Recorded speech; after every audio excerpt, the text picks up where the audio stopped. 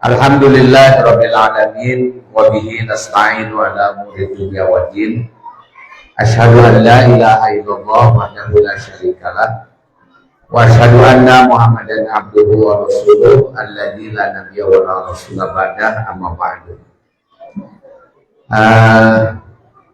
Kami ucapkan terima kasih kepada pembawa acara dan juga selamat ya kepada Mudir Am dan jajaran pengurus Pesantren Persis 259 Firdaus Pangalengan. Alhamdulillah sudah definitif ya, terpilih Mudir Am yang baru, sudah ada pengurusnya juga ya. Dan kelihatannya ini alhamdulillah jamaah Persis di Pangalengan kompak ya, mendukung kemajuan pesantren Persis Firdaus Pangalengan ini.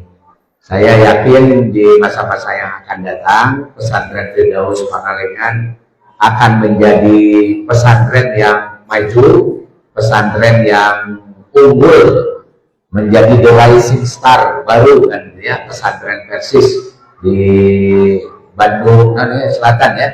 Nah, insya Allah ya, saya tadi di kantor ini sudah bisik-bisik ke Mudir Am, ke Ketua PC Ustaz Budi, Pak Haji.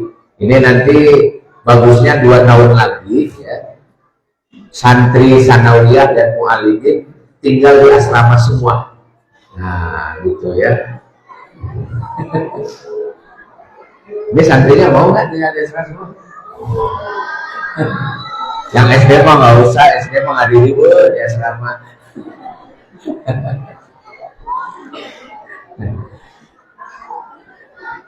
Ini karena sekarang ini memang menjadi relevan ya, mengasuh santri secara penuh waktu, bukan paruh waktu, karena sekarang santri hanya dititipkan dari jam 7 saja sampai jam berapa ini?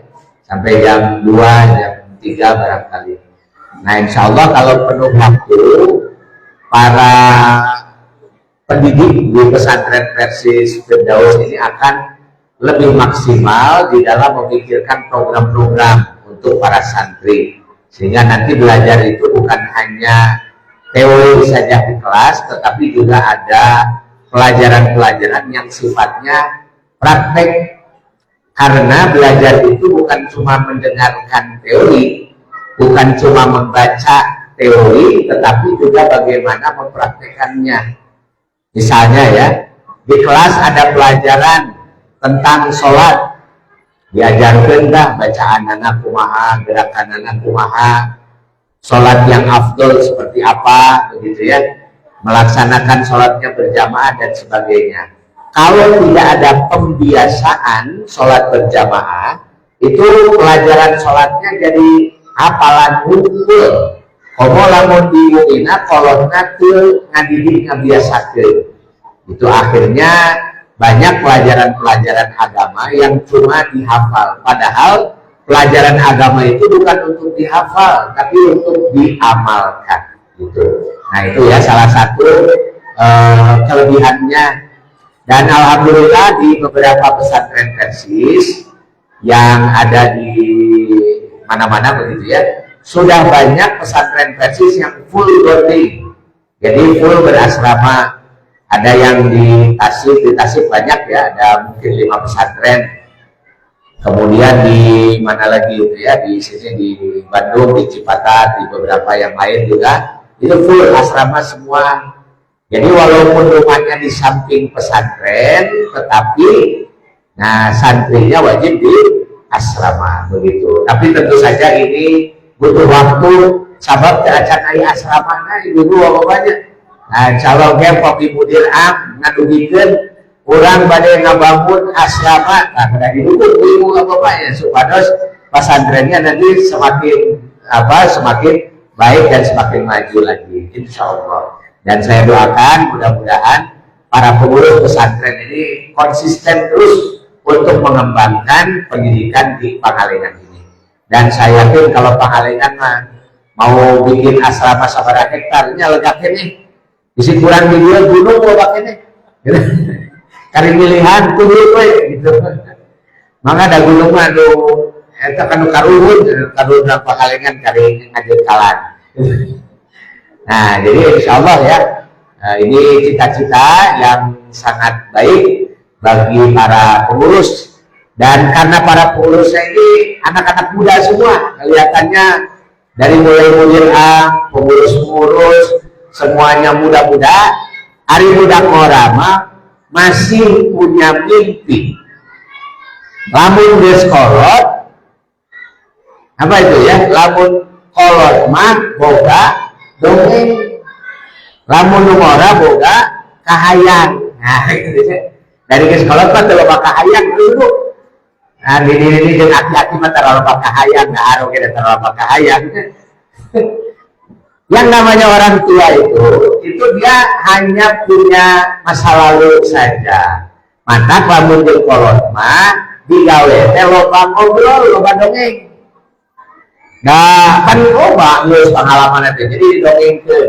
Ari budak ngora mah kan teu boga pengalaman. Jadi ulah loba dongeng. Sok geura loba digawe. Yang dia miliki itu adalah mimpi. Mimpi itu belum tercapai. Sesuatu yang belum tercapai itu adalah penyemangat. Jadi lamun hayang menghasilkan sesuatu harus banyak mimpi. Itu mantap. Lamun hayang loba mimpi kudu loba sare. Ulah begadang wae gitu. Ieu mari loba hayang kenal teh ingin punya banyak mimpi, tapi unggal penting begadang mau jadi. Gitu nya, jadi unggal penting kudu sare meh loba. Meh lobana da loba mimpi itu. Nah, gitu. Eta teh rumus tina Quran. Wa ja'alna laila libasa wa ja'alna nahara ma'asya gitu. Jadi penting kudu sare meh mimpi.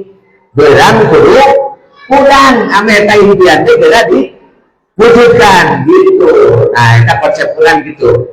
Mantap dina Quran mah ajaran begadang, ajaran nanti kudu sare. Gitu. Gitu. Jika sederhana bu, tapi ini serius bu. Semua penyakit itu datang gara-gara ulang loba begadang. Lamun sare alus, awak alus, insya Allah kan gitu ya. Jadi Rasul itu kan tidak pernah mengajarkan kepada kita untuk begadang. Rasul mau kita sholat isya atau sholat isya, kumaha antara Rasul? Tara ngobrol, kok mau begadang, langsung ke kamarna, langsung istirahat gitu. Jadi pada isya jam separat, namun jam 7 ada isyanya setengah 8 ke Rasul mah terus nanti terus ke kamar istirahat. Jam sabaraha budahna lain jam 8 isu Rasul itu buka jam 1 gitu, jam 1 tidinya nonula tah tahajud nikah subuh ya, jam mulai subuh jam 4 asarua di Arab dia jam sarua di orang subuh nantinya. Namun di saat subuh jam 4 berarti sabaraha jam Rasul tahajud 3 jam gitu, 3 jam teh lantas al-an husnihinna wadu lihinna, ulah nanya alus pun panjang, pasti panjang. Sama Rasul lamun kos sholat wengi itu sampeana nonton barareu bakat pulami nangtung gitu. Nah itu udah cara Rasul teh. Mata Rasul mah tara tedama kan sehat we gitu jika oke digiringkeun anak Allah Subhanahu wa taala teh nalika bade ngantulkeun 40 dinten gitu. Maka Allah Subhanahu wa taala digeringkeun dari manusia kudu maut gitu. Lamun manusia kudu maut berarti dulu aya sabab kunaon manusia maut gitu. Maka lamun ibu-ibu dibere geuring teh ulah aneh. Nya dibere geuring sok ngarasul ulah makan gitu. Bere geuring Allah subhanahu wae dibere geuring mah eta mah ciri manusia. Itu hari manusia mah tong boro-boro ulang kan Nabi oge dibere geuring ulang kada tak pernah geuring Rasul teh. Itu maka dibere geuring 40 dinten dugi ka maut. Nah, gitu. Jadi lamun maut lamun geuring teh normal biasa. Tapi Rasul diajarkan itu ya, diajarkan tentang bagaimana membangun masa depan itu nyata ulah teh kudu dimimitian ku boga kahayang. Kita harus mulai dengan mimpi gitu. Dan insya Allah pengurus-pengurus yang muda-muda ini pasti punya banyak sekali mimpi. Orang-orang tua nanti berbagi cerita ya, berbagi pengalaman, ada dari kolot loba dongeng, loba pengalaman. Tapi ulah ditanggawe kolot pada bus hengker tanaga gitu. Jadi kadang-kadang kita ini suka golim sama orang tua tuh ya, disuruh bekerja. Padahal kolot mah bagian digawe, tapi bagian dititah ngadongeng gitu. Jadi ngadongeng kan dipilari uang jeung pengalamanana, disuruh nasehatna da loba dongengna gitu, loba pengalamanana gitu. Nah itunya insya Allah sudah cocok ini di pesantren Firdaus Pangalengan. Ini tinggal melangkah saja, dan nanti 5-10 tahun yang akan datang saya yakin pesantren Pangalengan ini akan maju. Baik ibu bapak yang dimuliakan Allah Subhanahu Wa Taala, untuk menambah nutrisi bagi pertemuan kita pada siang hari ini, kita akan membincangkan mengenai hakikat dan esensi pendidikan. Ibu-ibu, bapak-bapak, kita sekarang ini masuk di satu zaman di mana pada zaman kita ini yang namanya pendidikan itu salah kaprah. Jadi ibu-ibu, bapak-bapak, lamun nyakolakeun budak ame naon? Nah, ame pinter. Kumaha lamun bodoh wae? Ulah boga cita-cita nyakolakeun budak ame pinter, dari pinter mah pamere ti Allah Subhanahu Wa Taala aya kan gitu. Lamun geus pinter meh naon Bu? Supaya menang pagawean gitu. Banyak di kita salah kaprah soal pendidikan itu.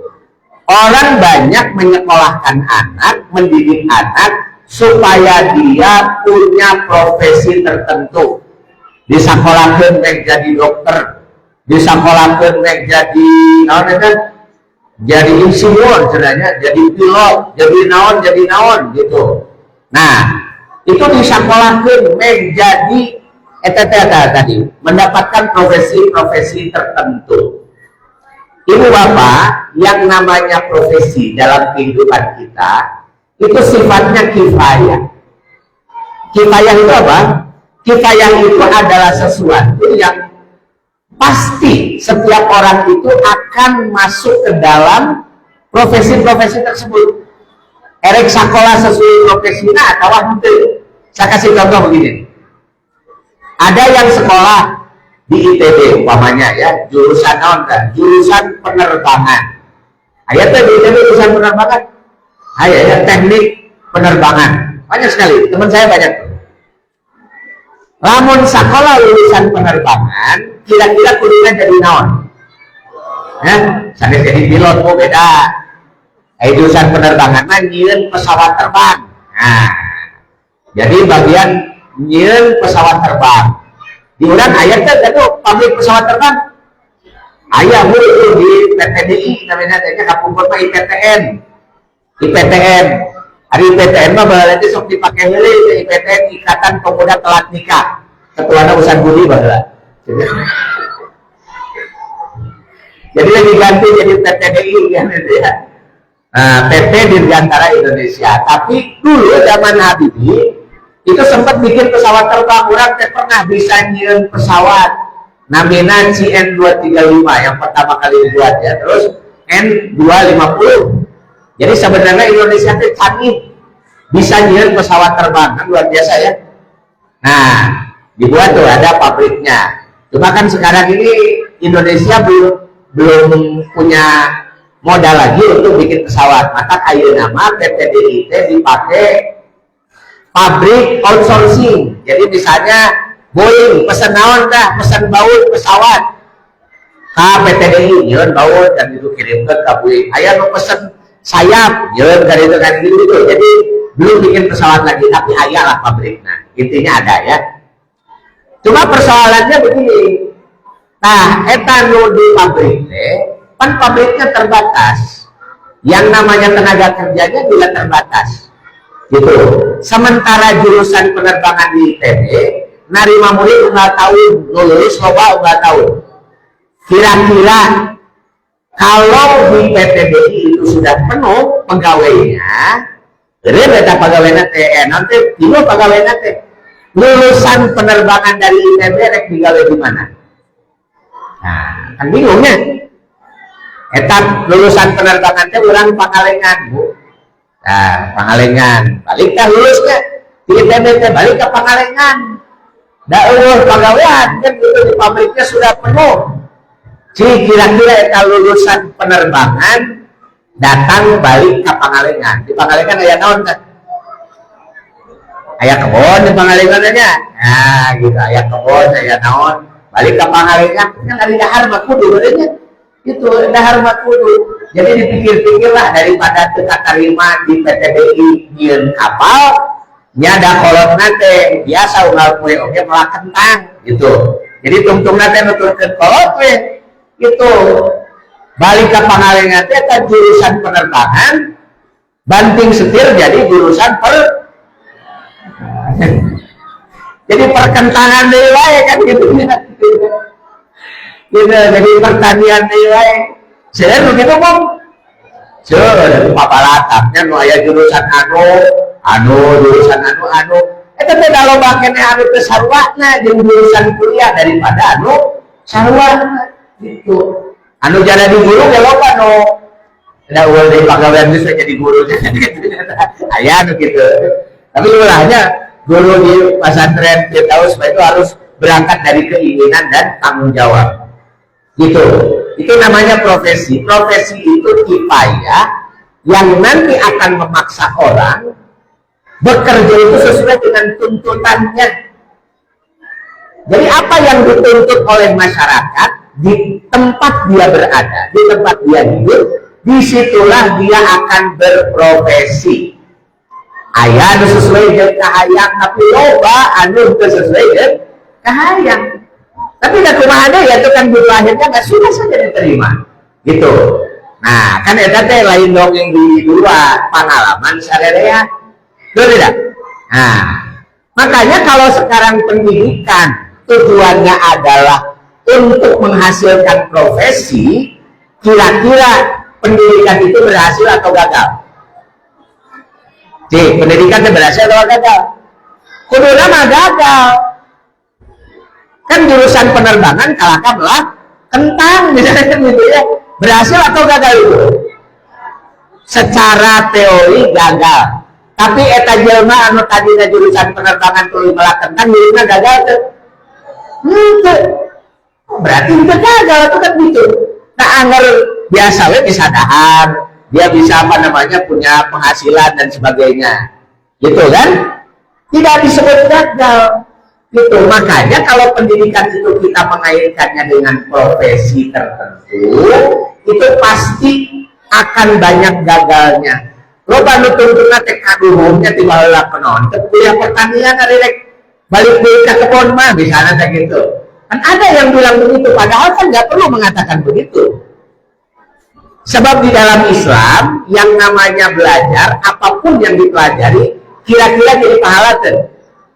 Nah, sekarang kita kalau belajar nih, belajar ilmu naon nih banyak. Rek diajar agama, rek diajar ilmu sains, diajar ilmu naon. Ketika kita belajar, apakah proses belajar kita ini mendapatkan pahala dari Allah atau tidak? Nah, jelas ada pahalanya kan? Karena tolabul ilmi ini fardhu. Dia kewajiban, baik kewajiban yang sifatnya ain ataupun kewajiban yang sifatnya kifayah. Tolabul ilmi fardhu.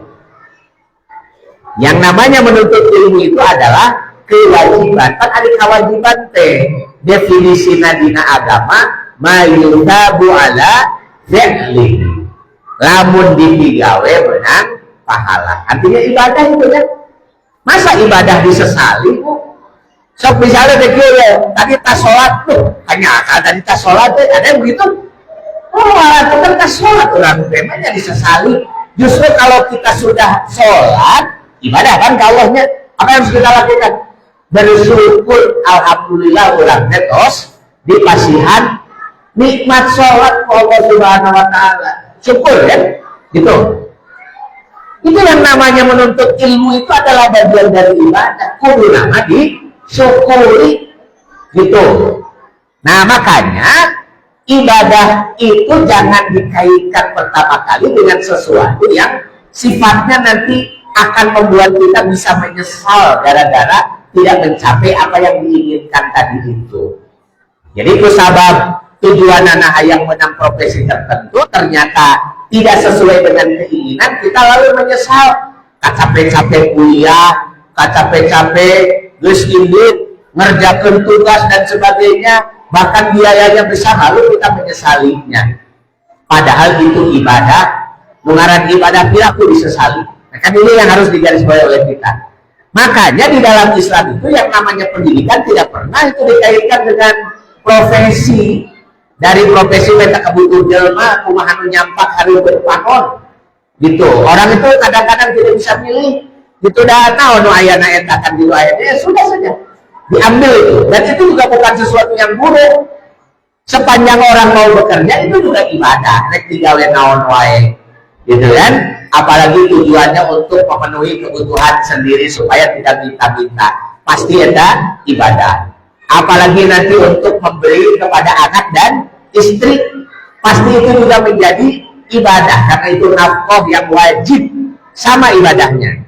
Jadi profesi apapun yang kita pilih sepanjang halal, belajar apapun kita, gitu ya, sepanjang itu adalah sesuatu yang ada manfaatnya, maka dua-duanya itu adalah ibadah, tidak perlu dipertentangkan.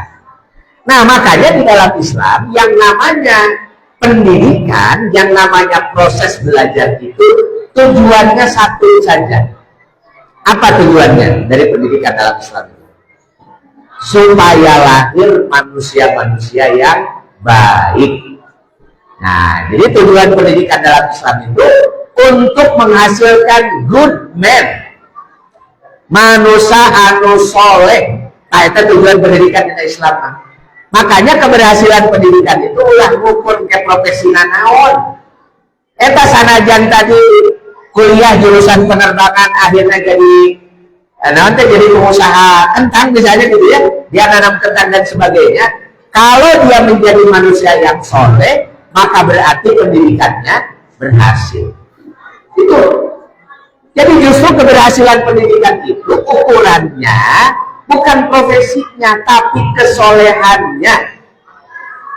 Cok ditinggali baru dak kurangan gitu ya. Lulus SD, lulus sanawiyah, lulus mu'alimin.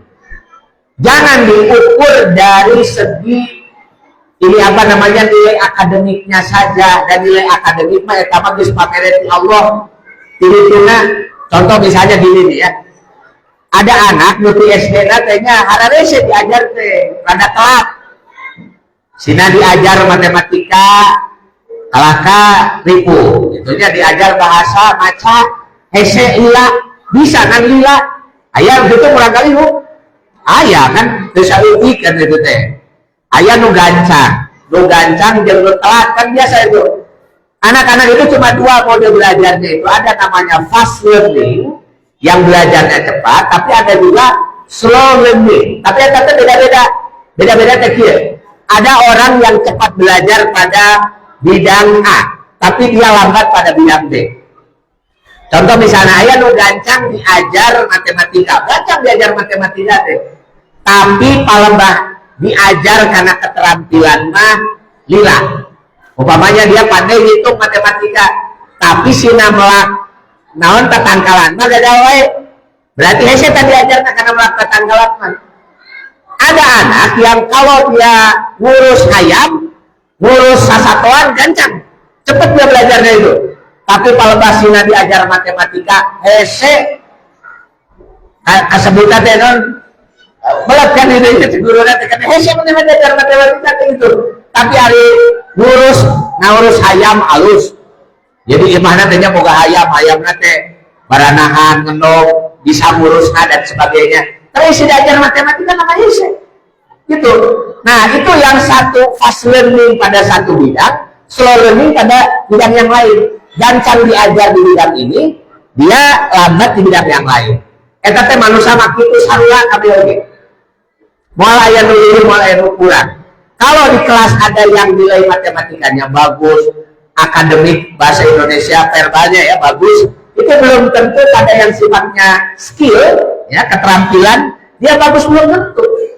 Ada yang keterampilannya bagus ya, tapi dia dari segi akademik, matematika, verbalnya itu kurang bagus. Ayah model itu. Jadi cuma dua jenis jenis belajar itu. Ada yang fast learning, ada yang slow learning. Nu gancang diajar, je nu lambat. Nah, maka kewajiban orang tua itu harus menilai secara adil kepada anak-anak kita. Ayah misalnya bilang teh anu gancang sih diajar naon ya gancangna. Oh, ya mah diajar anu diajar teh gancang. Oh, berarti memang passion dan bakat anak itu nanti akan pada bidang yang dia cepat belajar. Terus nanti kita harus lihat dia pada bidang apa yang slow learning. Diajarna teh lambat. Anu diajarna lambat kalau dipaksakan, Bu. Karena mungkin dia tidak punya bakat pada bidang itu. Gitu. Karena bakat itu dia ya banyak ya faktor pembentuknya, tapi itu ada dalam setiap peserta didik. Nah, makanya orang tua itu harus bijak. Moga-moga teh ulah bisa saruakeun kabeh pedah lancurna matematikana alus. Kalau teh diajarna gancang, ranking hiji wae di pesantren di sekolah, tuluy adina rada beda. Sok dibanding-bandingkeun tuh maneh atuh sing lanceuk maneh tah. Alus secara matematika nilai no ranking hiji. Padahal mah bisa jadi eta adina teh gancangna leuwih diajar matematika, tapi umpamanya gancang teh diajar anu sifatna keterampilan misalnya macam-macam gitu ya. Keterampilan fisik dan seterusnya. Nah, itu harus dilihat. Potensi anak itu beda-beda. Karena perbedaan potensi itu, maka nanti setiap anak itu pasti unik dan istimewa. Tuh ya, unik dan istimewa dari segi apa? Dari segi kemampuan yang akan mengantarkannya kepada profesinya. Jadi ada profesi budak mas sebenarnya ada bisa ditinggalin di leletingnya, Bu, dia bakal jadi naon ya. Dia bisa jadi naon kan gitu ya. Dia yang senang publik komunikasi publik, ya mah bakal resep ngajar, resep ceramah dan sebagainya itu udah kelihatan. Dari kecil udah ada kelihatan bakatnya, kecuali bakatnya tidak dikembangkan. Katingali, tapi banyak yang membunuh bakat anak-anak. Padahal sebetulnya anak-anak itu sudah memberikan sign, ya, memberikan tanda dia nanti bagusnya didorong untuk pada profesi apa, gitu. Nah itulah saya kira yang yang sangat bijak nanti dilakukan orang tua. Tapi ada satu hal yang oleh Allah Subhanahu wa Ta'ala itu potensinya diberikan sama. Apa itu? Bukan kecerdasan, bukan kepintaran, bukan apa yang slow atau apa yang fast dalam belajar, tapi yang diberikan sama potensinya oleh Allah itu adalah kebaikan dan keburukan. Jadi ngaran kasolehan Bu ya, itu oleh Allah potensinya itu sama. Erek nu bodoh, erek nu pinter di kelas, mau yang fast learning atau slow learning dalam satu bidang, semua potensi kebaikan dan keburukannya sama. Jadi jelma rek maksiat atau rek soleh mah mau nanya profesi naon, cik kira-kira lamun ustad aya teh korupsi. Oh banyak itu. Ari di mana misalnya pegawai keuangan lah gitu ya, pegawai menteri di departemen keuangan, kementerian keuangan, ngurus duit cuma poe kira-kira ayat teh notara korupsi. Nah, meni ragu itu pasti ayat. Nu soleh ayat teh ayat. Dia profesinya bisa apa saja. Yang namanya kiai nu bener loba, anu teu balik babalatan kan itu. Dangaran kiai mah profesi naon tah? Mimpin pesantren, namanya pusat endar itu kalau biasa dipanggil Kiai Endar. Pak Kiai aya nama geus mimpin pesantren. Jadi nu disebut kiai teh nu mimpin pesantren gitu. Zaman baheula, tapi ayeuna mah ada bebasnya kiai teh. Da ayeuna mah mun dimulai disebut kiai, Kiai Slamet gitu di Solo. Karena di Persisma pimpinan pesantren jarang disebut kiai gitu, sebab beda budaya, nah ya, di kulturnya beda, itu ada penyebutan saja. Itu bagian dari profesi dulu ya. Jadi mimpin pesantren disebutnya kiai. Namun mimpin sekolah ada kepala sekolah gitu. Di Malaysia itu ngaran kepala sekolah itu disebutnya guru besar. Jadi guru besarnya kepala sekolah aja. Jadi lamun ke Malaysia unggal SD aya guru besar. Sanajan leutik. Disebutkan guru besar jadi kepala sekolah gitu. Jadi masing-masing budaya itu beda-beda. Setiap profesi itu potensi kebaikan ada, potensi keburukannya ada juga. Nu tukang tani anu jujur aya Pak Haji? Aya, anu tukang curang pabalata kan gitu. Jadi ulah dikira PDHA ieu mah ada profesina atuh petani, ari petani mah piraku we Pak ieu teh nya dibere ti Allah Subhanahu wa taala. Tapi ulah salah eta. Nu ngaran petani oge loba anu curangin, loba anu curang. Pan beda dina Quran teh wailul lil mutaffifin alladzina idza qalu 'alan nasi yastawfun wa idza qaluhum aw wazanuhum yusirun. Eta kan anu ditunjuk ke tukang dagang. Mutaffifin teh nyaeta basa kurangan timbangan. Itu. Memang dina profesi perdagangan itu ada potensi-potensi curang. Tapi kira-kira pedagang loba nu jujur teh? Seueur jujur oke gitu. Jadi profesi itu tidak menjamin seseorang ada dalam kebaikan seterusnya atau ada dalam keburukan selamanya. Karena profesi gitu nya. Gitu ya, rek guru, rek ustad, rek naon samila itu kalau sekedar profesi itu dia punya potensi baik dan punya potensi buruk. Kalau orang paham begitu, orang itu tidak akan heran kunaonnya aya kiai ditewak korupsi, kunaonnya aya ustad pelecehan seksual, kunaonnya aya pasantren anu dan sebagainya. Padahal itu biasa saja karena itu adalah bagian dari profesi. Itu. Nah, makanya di dalam Islam itu kebaikan dan keburukan tidak ditujukan kepada profesi tertentu. Jadi jalma nu hade itu disebutnya jalma soleh, bukan orang yang punya profesi tertentu. Ngaran ustad kan otomatis hade, tukang dagang kan otomatis goreng kan gitu. Semuanya punya potensi untuk menjadi orang-orang soleh atau orang-orang yang fasik, orang yang zalim itu mungkin saja. Karena memang tujuan pendidikan di dalam Islam itu nanti ya bukan sekedar mencetak profesi. Tadi sudah saya sebutkan kan profesi mah bakal turun lah karena passionnya masing-masing. Allah sudah menyiapkan itu semua. Nah, tapi kalau urusan kesolehan, kebaikan dan keburukan bukan pembawaan lahir. Lamun ayah budak dilahirkan tina rahim ustadzah, bapana ustad, nah otomatis bakal soleh? Henteu. Lamun ayah budak lahir di rahim pelacur misalnya gitu ya, bapana teu punguh, nah otomatis bakal jadi penjahat? Can karuhan oke. Makanya kan Rasul mengatakan kullu mauludin yuladu alal fitrah. Jadi kabeh anu dilahirkeun sarua potensi nanti nyaeta aya dina fitrah. Fitrah itu apa? Fitrah itu penciptaan asal.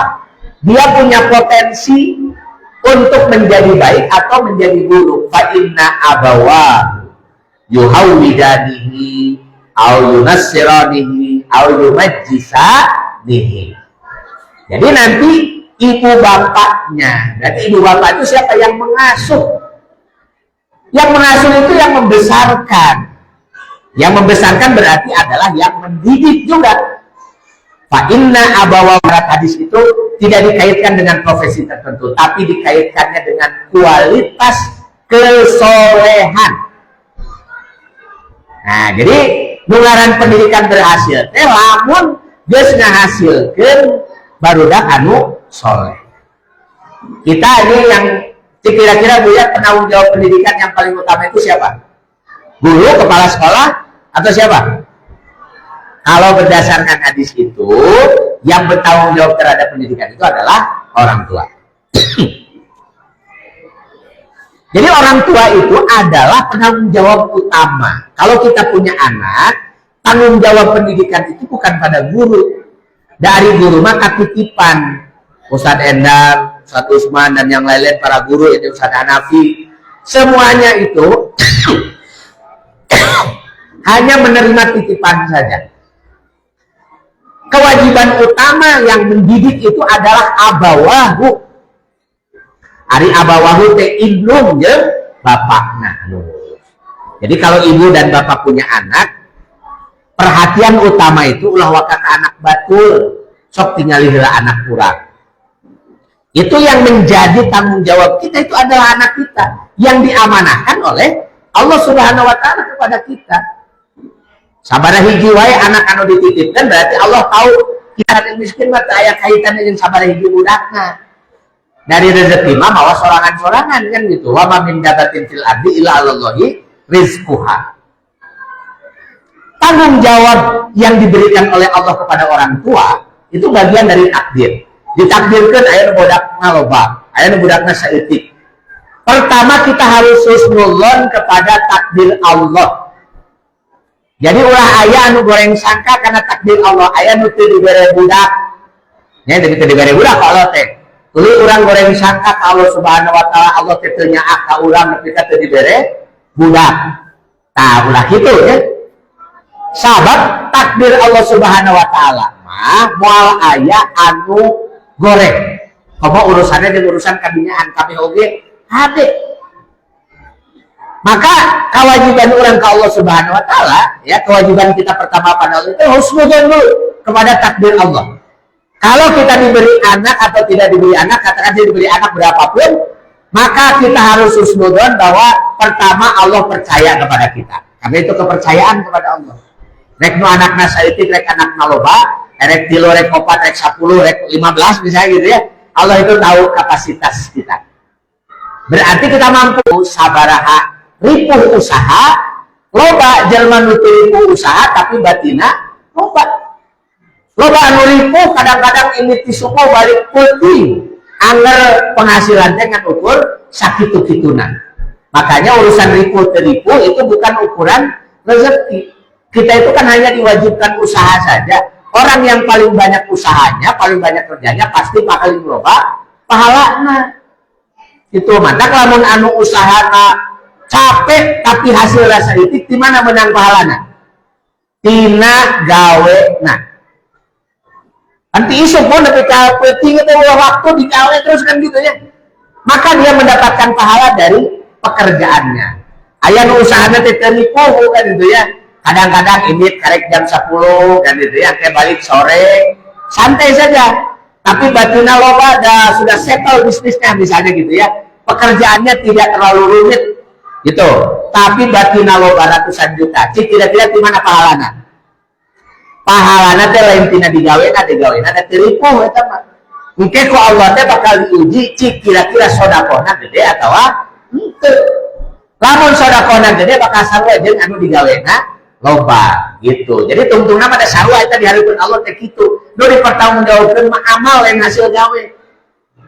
Hasil gawe itu urusan Allah. Jadi hasil dari pekerjaan kita bukan urusan kita. Kewajiban kita itu adalah bekerja, beramal. Maka kalau dinilai ku Allah lain hasilnya, tapi amalna. Lain man kana aksaru amwalan, tapi man kana aksaru amalan gitu, atau ahsanu amalan. Kan Allah teh kulik khalaqal mauta wal hayata liyabluwakum ayyukum ahsanu amalan. Allah itu menguji kita untuk dicari apanya, amalnya yang paling baik mana, gitu. Bukan hartanya yang paling banyak mana, bukan. Mau ditinggali itu hartana loba atau setik, tapi bakal ditinggali teh amalna. Lamun hartana loba, lain ditanya sabaraha hartana, tapi eta harta amalna naon. Nu nepi ka bisa nganterkeun harta nepi ka loba gitu kan diparing saheula amalna. Lamun ternyata amal solehna loba, maka insya Allah bakal masuk surga gitu. Nah sabarina kan gitu ya, anu hartana saeutik tapi amalna loba, maka ku Allah Subhanahu wa taala bakal sarua masukkeun ka surga dan sabab amalna panghadena ahsanu amalan. Nah maka karena takdir Allah ulah aya anu suudzon. Urang dibere miskin, dibere beunghar, sarua wae duanana oge bagian tina takdir Allah Subhanahu wa taala. Khairihi wa syarrihi minallah. Anu kahijiannya urang kudu husnudzon heula. Ngan ningali urang kali teh aya amanah ti Allah Subhanahu wa taala. Maka kewajiban utama kita kepada anak-anak kita selain memberi mereka nafkah secara lahir, mere dahareun, mere pakaian, mere tempat cicing anu layak, maka kewajiban utama kita yang diberikan oleh Allah pada kita, yang ini tidak banyak dibantu oleh Allah Subhanahu wa taala, itu adalah mendidik. Jadi urusan ngadidik itu benar-benar itu urusan usaha kita. Serius tidak kita mendidik anak kita? Hade jeung gorengna budak kumaha niat kalau karek ngadidik jadi naon? Banyak orang tua yang sejak pertama kali dia mendidik anaknya tidak pernah berpikir anaknya menjadi anak yang soleh. Lu kepikiran teh budak kudu jadi anu, kudu jadi anu, kudu jadi anu. Akhirnya dia terlalu fokus pada profesinya. Jadi profesi budaknya difokuskan dia kudu jadi ieu tah sakolana kudu di dia, kudu jadi ieu sakolana kudu di dia. Dia lupa bahwa yang namanya pendidikan yang paling utama itu adalah mendidik kesolehannya. Makanya nanti di dalam Islam itu diajarkan ada yang namanya pelajaran yang fardu ain, ada yang fardu kifayah.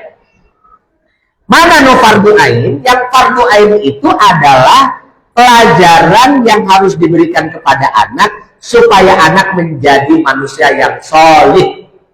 Kata fardu ain. Maka fardu ain yang paling utama itu adalah belajar agama. Lain diajar teori ngumpul, tapi diajar kumaha agama teh dipraktekeun. Dan diajar agama mah diajar sholat lain keur diapalkeun. Da moal aya profesi tukang sholat. Dan naon pada melan Pak abdi tukang sholat gitu. Nu ieu paling dia tukang zakat, atuh aya nu tara zakat. Nu paling dia tukang saum, atuh aya nu tara saum kan gitu ya. Yang namanya fardu ain itu adalah pelajaran agama yang akan digunakan oleh kita untuk mencapai derajat kesolehan. Nah, maka ieu tah nu kudu pangheulana diajarkeun teh fardu ain. Ilmu-ilmu yang nanti akan mengantarkan peserta didik anak-anak supaya dia yakin kepada Allah dan dekat kepada Allah Subhanahu wa taala. Ngukurna gampang. Jadi ngukur kasolehan teh sebenarnya pada henteu hese punya. Gitu ngukur kasolehan teh sok tingali salatna. Dipelihara henteu salat teh. Gitunya setiap hari dia salat 5 waktu atau tidak. Lamun aya budak sanajan di kelas ranking hiji tapi tara salat, kira-kira bisa dipastikan nggak anak itu tidak soleh? Pasti. Kenapa tidak soleh? Karena dia jauh dari Allah Subhanahu wa taala. Dia tidak melaksanakan kewajiban yang akan menjamin dia nanti akan selamat. Kan Allah mengatakan, Rasul mengatakan, awwalu ma yuhasabu bihi al-'abdu yaumal qiyamah as-sholatu. Jadi anu pangheulana bakal dihisab mungkin dina poe kiamat teh ku Allah naon eta? Salatna. Lamun ayeuna aya budak peserta didik ternyata dia meninggalkan sholat ke sholat, cik kira-kira naon rek nyalametkeun engke di hareupeun Allah Subhanahu wa taala. Naon anu ngajamin hirupna moal rucah di alam dunya lamun sholatna teu dijaga. Nah, itu kan yang pertama itu. Jadi ukuran kesolehan itu adalah pada ilmu-ilmu agama yang dipraktekkan. Makanya itu wajib untuk diajarkan dengan berbagai metode lain kan ukur sakadar dibacakan tapi oge kudu dicontohkan yang dipraktekkan. Makanya itu pelajaran-pelajaran ibadah nanti di sekolah-sekolah persis, insyaallah juga apalagi di pesantren persis ya, harus menjadi pelajaran utama, bukan hanya diajarkan di kelas sebagai teori, tetapi juga harus dipraktekkan dan dibiasakan. Jadi nungaran pelajaran ibadah mah kudu dibiasakan. Budak diajar sholat dibiasakan sholatna, budak diajar saum dibiasakan saumna, budak diajar sodako, sodako ge kudu diajar dati leutik nu tara sodako mah nepi ka kolot oge koret. Sok tingali kan nah bet aya kolot-kolot koret. Tara daek sodako sabab ti leutik tara diajar sodako. Gitu dah sodako ge kudu diajar. Kan gitu. Aya nu kakolotnakeun diajar sodako teh alhamdulillah aya daek diajar sodako kakolotnakeun. Ari sodako teh ibadah lain kebutuhan anu dibere sodako. Punya ini sodako, kadang-kadang kita berpikir gara-gara orang ngaluarkeun harta dina sodako teh, ngaluarkeun harta urang teh dina sodako ya. Tuluy urang teh mikir, ieu harta teh dibutuhkeun ku anu narima sodako. Padahal salah. Sodako itu yang kamu tuh anu narima sodako lain. Tapi sodako teh kabutuh anu mere sodako. Karena pan ibadah teh aya macam-macam jenis nantinya kahiji aya ibadah nu sifatna badaniyah. Saperti salat, saum. Ibadah badaniyah teh tujuanna keur naon? Keur mikeun rereget hawa nafsu anu nutupan kahayang naon teh anu bakal nutupan ngahalangan deketna urang ka Allah Subhanahu wa taala. Hawa nafsu aya dina diri. Gitu. Nah, maka aya nu mana ibadah badaniyah. Seperti saum. Nah, kan saum teh nahan tina naon dah? Ulah dahar kan gitu nya. Ulah ngaleueut, ulah sapatemon jeung istri gitu. Dan naon jeung pasangan. Kan eta teh nahan tina gogoda anu sifatna aya dina diri gitu. Terus ke aya pasanganna kahayang diri urang teh bakal kacumponan lamun aya anu disebut harta. Maka ibadah badaniyah moal sampurna lamun henteu dituluykeun disambung jeung ibadah maliyah. Jadi ibadah teh kahiji aya ibadah badaniyah, jadi ibadah kan maliyah. Ari ibadah maliyah kumaha wujudna? Aya dina sodako, aya nu namina zakat, aya nu namina nafkah wajib kamu kulawarga keur istri keur budak itu. Ieu nya bapak-bapak, suami-suami dia mah insyaallah dia ada ahli pengajian pasti sadar. Lamun boga naon teh lamun boga anak jeung pamajikan teh anak pamajikan kudu kumaha tah?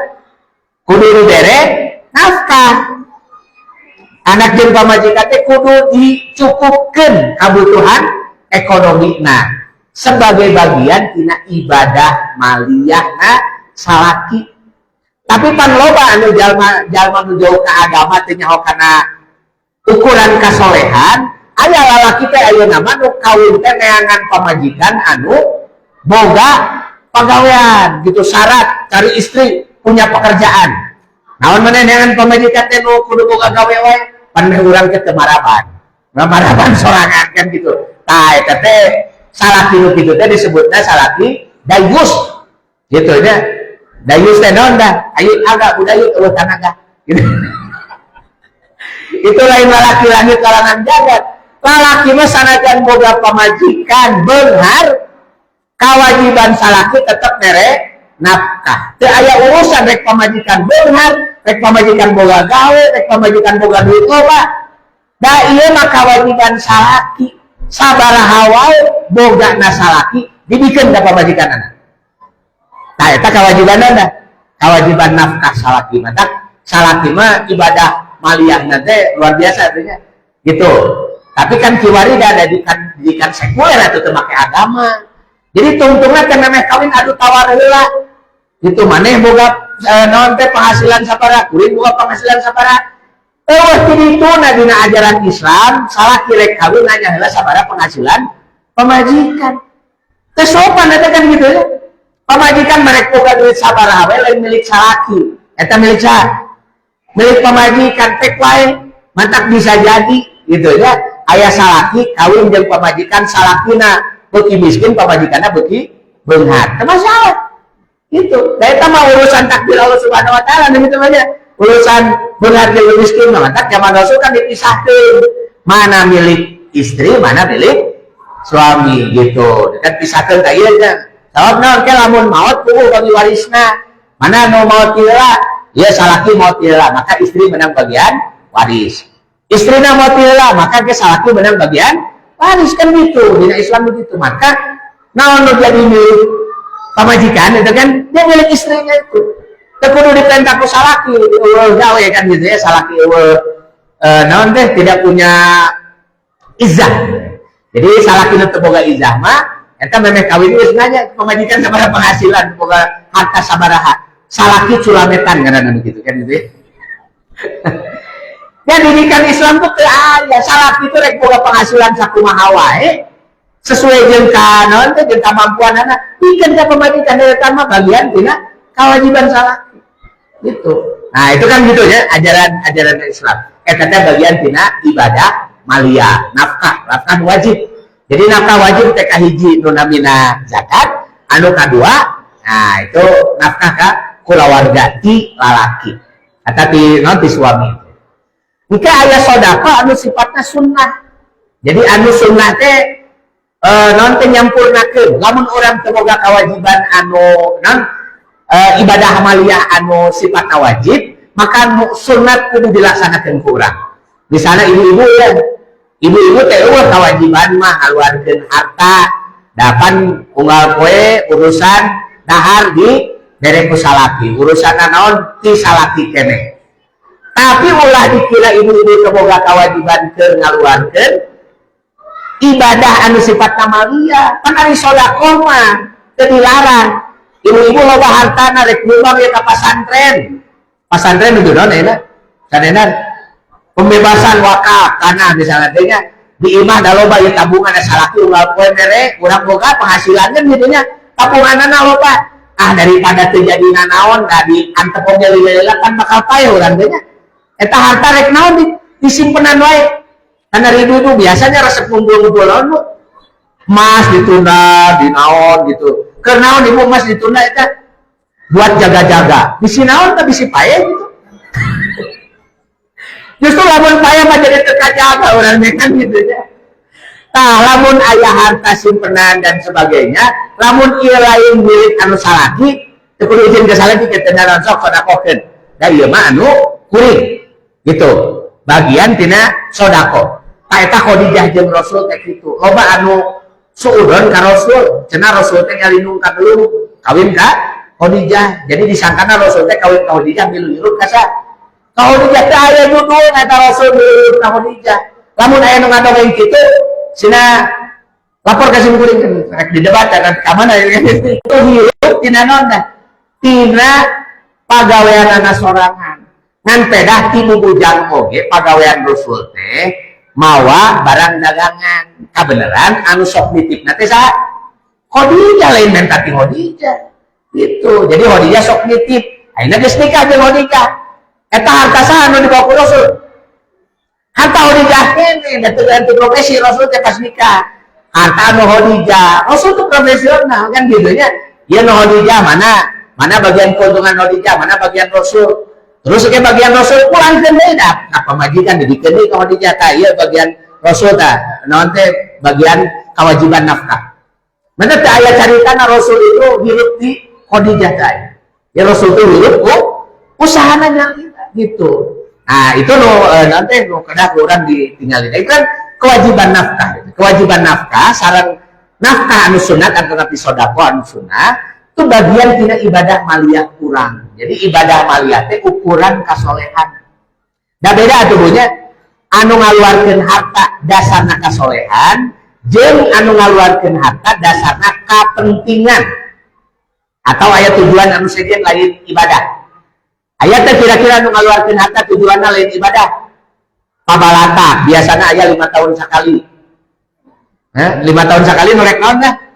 Kampanye biasanya eta mun usum kampanye mah keur mejeunna balalagur jelema teh datang ka dieu ngahajakeun bagi sembako tapi geus beres pemilu mah rek jadi rek jadi tabaik deui kitu ka mana nya nu kamari bagi sembako ka mana nu kamari beres sumbangan aya ka dieu deui teh aya dan ternyata memang ngaluarkeun hartana teh lain bagian tina ibadah eta mah aya kepentingan anu sejen eta nu malah dilarang ku Allah Subhanahu wa taala wala tamnun tas takdir wala tamnun teh ulah rek mere tas taksir tujuanna hayang meunang leuwih loba. Kira-kira eta lamun kampanye eta calon bupati, calon gubernur, calon presiden datang ka dieu mere bantuan hayang naon? Hayang meunang leuwih loba lain yang dipilih Bu. Gitu. Kan geus ngaluarkeun modal atuh loba, jadinya ngaluarkeun modal loba. Kusabab modalna loba dihitung eta modal teh engke lamun geus jadi pejabat kudu dinaon dah dipulangkeun mah teu aneh loba pejabat korupsi. Sok lamun pejabat jujur ya. Jujur naon teu hayang mikiran korupsi dan sebagainya. Pan kampanye oge teu hayang babagi atuh ngan ukur paling oge datang ayo kita beradu gagasan sok boga naon teh boga aspirasi naon, misalnya boga kahayang naon, ke ditampung, dijieun program dan sebagainya. pan kudu mah kitu teh disebut kampanye lain babagi duit. Da terus non teh rumus kampanye babagi duit disebut oge money politik pan teu meunang undang-undang oge gitu. Tapi dina kanyataanna jalma nu kampanye kalaka babagi duit lolobana ngobrolna matara. Aya caleg nu tara datang tapi babagina mah loba gitu. Malah nu kitu nu dipilih teh ngomong we wungkul ari pamere eueuh kan gitu tara teu dipilih. Jadi sebenarnya orang boga pemimpin korupsi teh salah-salah. Salah orang kene atuh balik kan mimitin geus teu bener. Padahal Allah itu geus nanti geus ngingetan ka urang wala tamnun tastaksir ulah barang bere tapi tujuanna teh hayang menang leuwih loba. Sabab ari sedekah mah ibadah. Ibadah mah teu dipikiran rek balik deui. Rek balik deui teu balik deui urusan Allah Subhanahu wa taala. Allah mah leuwih kuninga. Ieu mah hayang ibadah we. Keur naon? Keur mersihan jiwa urang, keur mersihan diri urang sangkan hahalang urang jeung Allah Subhanahu wa taala teh leuwih. Nepi ka urang teh deukeut jeung Allah, taqarrub ka Allah Subhanahu wa taala. Maka sedekah urang disebutna teh sedekah, disebutna teh zakat. Ari sedekah teh artina membenarkan keberadaan Allah Subhanahu wa taala dan ajarannya.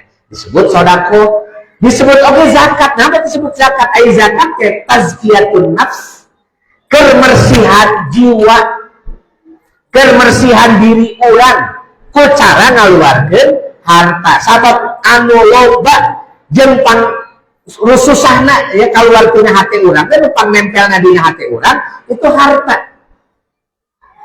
Jadi harta teh aya dina hati urang, maka kudu dibiasakeun sedekah. Ka ibu-ibu gitunya lamun kan ibu-ibu mah penyakitna teh urusan non urusan harta. Nah, jadi lamun urang hayang loba non teh gampang lepas tina eta belenggu harta itu kudu loba sedekah. Gitu. Jadi mulai loba sedekah insyaallah kan gitu ya. Eta teh urang bisa mersihan karena hati urang. Itu kan ibadah itu ukuran kasolehan jeung kudu dibiasakeun. Ibadah teh pada wudu lah kedua ya mun ibadah malia ibadah badannya gitu kan. Salat ibadah badannya, saum ibadah badannya, zakat, sedekah, infak ibadah malia, haji ibadah malia jeung ibadah badannya gitu. Jeung anu sanes-sanesna eta kan teh akhlak urang kita sadayana itu aya kaitan sareng ibadah urang. Jalma anu akhlakna alus kecuali ngajaga ibadahna. Lamun katingali aya jalma sopan pisan tapi katingali tara salat jalma teh tuluy sok mabok maksiat. Cik kira-kira lamun aya jalma sopan alus kan itu ngomongna teh tapi katinggalina mah ieu jalma teh tara salat jeung sok mabok. Eta jalma sopan model kitu kira-kira naon tah ieu nya pagaweanana? Bisa jadi tukang tipu. Dan itu dari tukang tipu mah tara aya nipu make jeung kasar. Erek nipu mah sopan. Jadi anu jalma tukang tipu nu sopan itu nggak disebut jalma soleh atau meni solehnya budak teh sopan. Padahal mah eta mah kan bisa jadi tipuan saja. Gitu ya. Bisa jadi ngan ukur sakadar ngareka-reka unggul sabab anu asli akhlakna kaluar tina kaikhlasan mah moal robah dina kaayaan kumaha wae. Jalma nu jujurna moal kadang-kadang sabab kaluar tina kaimanan. Jalma anu naon teh tara ngabohong teu kadang-kadang ngabohong sabab kaluar tina kaimanan bener-bener bagian tina akhlak anu datang tina kesadaran bahwa Allah Subhanahu wa taala teh marentahkeun eta. Nah, kadang ukuran keberhasilan pendidikan teh eta dan kakolot oge ukuran keberhasilan pendidikan teh eta.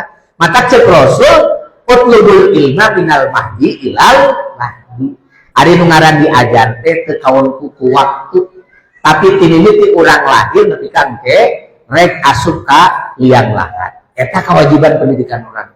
Gitu. Nah, aku sabab itu orang tua murid, guru-guru, masyarakat itu harus saling bahu-bahu itu apa? Menyiapkan generasi dengan tujuan pendidikan yang benar. Nyata pendidikan anu soleh gitu. Jadi orang teh ulah nya teu naon geus masa detik gitu nya lamun aya murid teh wah juara lomba olimpiade alhamdulillah berarti aya kaleuwihanana. Tapi urang teh kudu geus lamun aya budak oh iya teh alus budak teh lomba juara lomba ngurus domba Kabupaten Bandung misalnya halus kan gitu. Nah, jadi lain nu olimpiade unggul eta urusan kayak kaitan dengan profesi. Tapi orang kudu leuwih khawatir jeung kudu leuwih merhatikan lain urusan itu, tapi urusan kasolehan. Nu kudu jadi perhatian urang teh sing tingali geus masantren di dieu teh kumaha salatna. Maka guru dan orang tua itu harus saling berkomunikasi dengan intensif. Kedah silih laporkeun di sana teh aya budak. Ieu budak teh gini hese salat. Lamun hese sholatna di imah laporkeun ka guruna, hese sholatna di sakola laporkeun ka kolotna. Jadi ulah silih salahkeun guru jeung murid teh aya enon teh orang tua jeung guru teh. Sok ayeuna mapan orang tua jeung guru teh siga musuh, malah silih laporkeun. Aya orang tua nu ngalaporkeun guruna gara-gara budak teh ditampilin, kuduna mah tanya heula nah kunaon budak teh ditampilin. Budak teh tara sholat kalah ka balik di sekolah tersebutkan ternyata lamun apal pun kesalahan anak tambahan ditampilin tadi tampilin ke mana bekenca daerah katuklak kan gitu tak cocok ke orang tua aja guru kan gitu kecuali memang gurunya benar-benar salah ditanya awak kajol ayo dilaporkan gitu kan. Hari polisi mah kadang-kadang sok tarana yang penting laporkan kamu berikan di somok maka di orang mah aneh ya gitu ya hukum teh bukan maju tak gentar membela yang benar gitu ya, tapi maju tak gentar membela yang bayar gitu. Jadi lamun bayar pasti menang kan. Nah kan gitu. Jadi orang nanti kena memperhatikan pendidikan itu karena tujuan pendidikan dalam Islam itu adalah melahirkan generasi-generasi yang soleh. Urusan kapinteran, urusan keahlian memang perlu diproyeksikan itu kewajiban oke, tapi sakali deui ieu mah fardu kifayah. Lamun fardu kifayah urang teh kudu ningali heula bakat budak teh. Aya bakat budak teh lah dan moal bisa kana matematika da tileutik oge kana matematika teh sina diajar matematika kalah ngadon sare. Gitu. Lamun aya budak diajar matematika di kelas ngadon hees ulah dipaksa. Gitu kan geus tina tibra sudah mimpi. Gitu kan? Gitu. Kalau yang berarti meren bisa jadi hoream ningali guruna gitu, bisa jadi pusing ningali angka kan gitu. Nah terus mimpi hari dina mimpi teh mimpi jadi juragan kan gitu. Nah jadi kalau ditinggali udah teh guru ya dengan orang tua harus kerjasama. Nah orang tua kudu ngabejakeun ieu budak teh kieu potensi teh di ya guru kedah bijak oge ieu budak teh potensina anu maka lamun aya pengumuman prestasi murid teh gitu nya kudu konsultasi sareng orang tua cik budak teh boga kabisa naon boga prestasi naon boga aya boga prestasi nu lain prestasi pelajaran prestasi akademik bisa juara bisa umumkeun supaya urusan fardu kifayah mah budak teh sina milih sok da engko ge ari pasirup mah orang teh pasti bakal menyesuaikan diri, mau bisa maksakan kabeh kudu jadi anu. Masing-masing itu harus memiliki kifayahnya sendiri-sendiri. Sabab memang dari normal kehidupan, orang teh kudu beda. Dalam sarua pan repot. Sok lamun kabeh kudu jadi dokter. Pandiwa merenya inflasi dokter, ieu. Loba teuing dokter, kabeh kudu jadi guru, ieu. Kabeh kudu jadi tukang dagang, ieu. Kabeh jadi petani gitu. Jadi normal kehidupan mah masing-masing secara fardu kifayah dia akan menyesuaikan. Ieu kuring jadi kuring jadi kadang-kadang disesuaikan nanti sesuai dengan kebiasaan kulawargana. Kusabab kulawargana biasa dagang. Aya kulawargana biasa ngajar. Kulawargana biasa jadi jadi pejabat misalnya birokrat. Dalatar jadi birokrat. Itu biasa. Sebab dari urusan bakat, maka kadang-kadang itu dibentuk oleh lingkungan. Fa inna abawa. Lingkungan tak anu ngabentuk teh mana anu membuat dia menjadi sangat nyaman gitu. Tak eta kudu didorongkeun ada urusan profesi mah aya urusan jeung asup surga atau asup neraka gitu. Naon profesi ya guru asup surga moal asup surga. Ya potensi non petani asup neraka teh kan begitu.